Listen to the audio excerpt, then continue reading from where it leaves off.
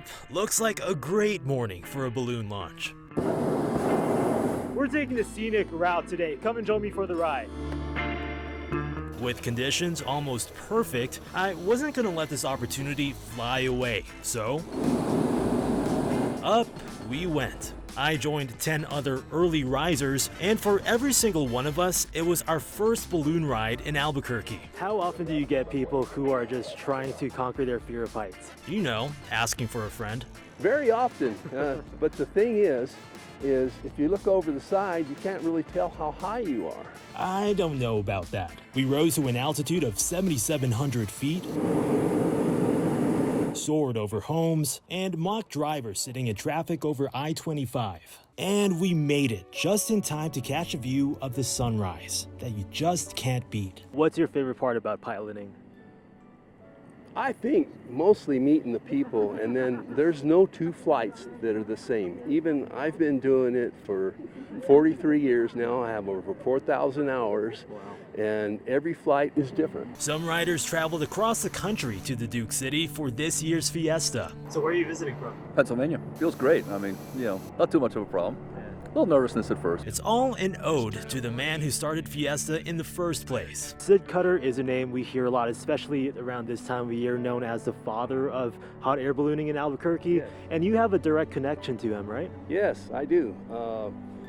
I started in 78, started flying for Sid about 2 years later, and from there on it's just kind of been a wonderful thing that I've been lucky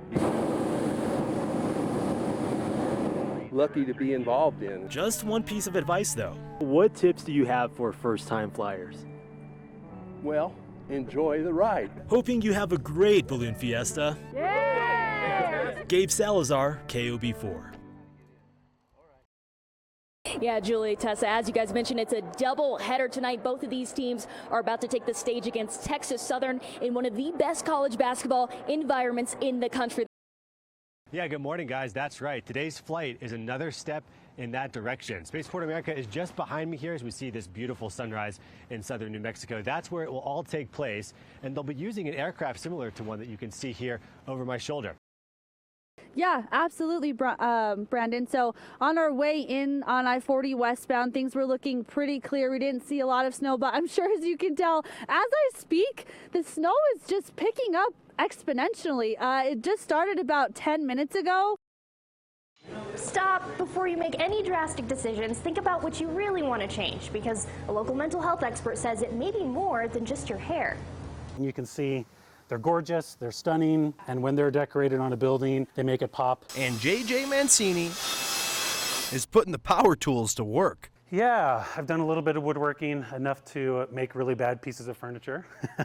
He's constructing the massive ofrenda, a 6-foot-tall altar that will sit inside the Old Town Plaza gazebo for Dia de los Muertos. You can see the actual ofrenda in the back and all the different marigolds. This is the first time in a very long time residents, property owners, merchants are all coming together for one large event. In true reason for the season, Tess Coates says, Old Town it's kind of like this revival, I would say, without being offensive. She grew up here and has owned Luna and Lou's in Old Town for the past couple years. We've kind of created a very different experience in here. It's not what you normally would find. She says the events they have planned starting this weekend and the people working together to put them on is proof Old Town is no longer just for tourists. Of course, we have just something for everyone. It's a whole village. I mean, and this is our little village. Kids from local schools will decorate the ofrenda in the gazebo, but there will be more than 25 altars all over Old Town for people to honor the memories of their loved ones, even the memories of people's pets. In our modern American culture, we don't have a process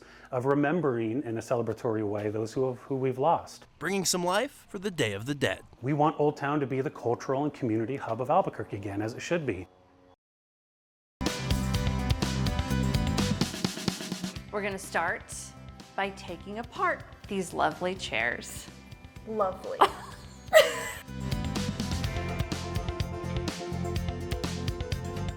Yeah, you got to really put your back into it, you know? So a lot of people don't know that Danielle's actually the Hulk. Like becoming increasingly self-conscious about my chipped nail polish. Well, we're about to put spray paint on it, so it doesn't matter. I chose to unscrew them by hand without a power drill because I didn't want to strip the screws, but it took some muscle because they were surprisingly sturdy. That's why they've lasted since 1983. That's just the date I'm guessing they're from.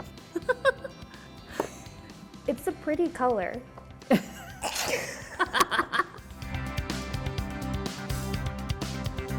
What we want to do first is prep and paint this wood so that while we are upholstering the seat, this is drying. I decided to try liquid sandpaper to save us time on sanding by hand, but wear gloves to keep the chemicals off your skin. Ouch. That hurts. Get some on the rag and start rubbing. I got a really great primer. Solidarity. So we're gonna. This is the Bin shellac-based primer. It helps paint adhere to just about anything. Light, light, light, light. There you go. Now get this side. Good. Well done. You're a natural. We sprayed 1 coat of primer and 2 coats of paint. Now it's back inside to reupholster while the primer and paint dries.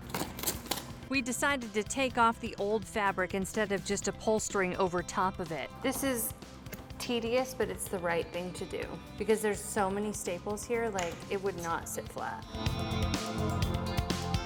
The easiest way to get the staples out was with a flathead screwdriver, then needle nose pliers. Yay! Plus this one. Is that satisfying? Cheers!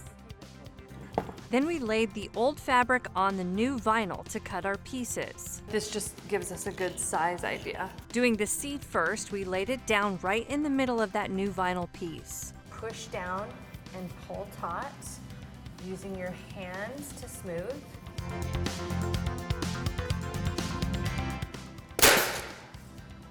My soul just left my body. Make sure you staple one on each side to secure the fabric, then go along the edge, smoothing each time.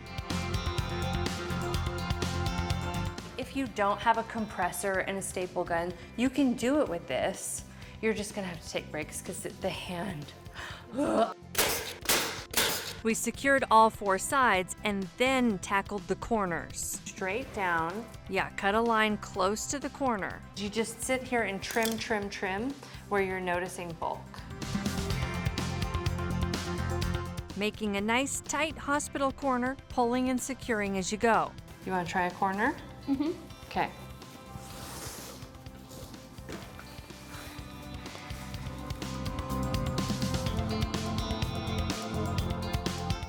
Tight. Tight, tight, tight. Pull. How do we feel about that corner? It's puckering right there. Puckering was our biggest challenge here. At one point, we even got our photographer Joey to come help us pull as we stapled and smoothed it out. Then, time to reassemble. All right, let's do it. Tight, hold tight, hold tight. All right, we're done. I'm calling it. Oh my gosh, it's so cute. When you do it yourself, it's very gratifying. It's very gratifying. What you're gonna wanna do now is pull up a separate chair here and sit back and stare at it. Okay. That's what I do. That's all I'm gonna do. And I still have 3 more to go, but now I have Now you know the guidance, how to I know do what it. to do, I know how to do it. Did you have fun? I did have fun. That's a wrap.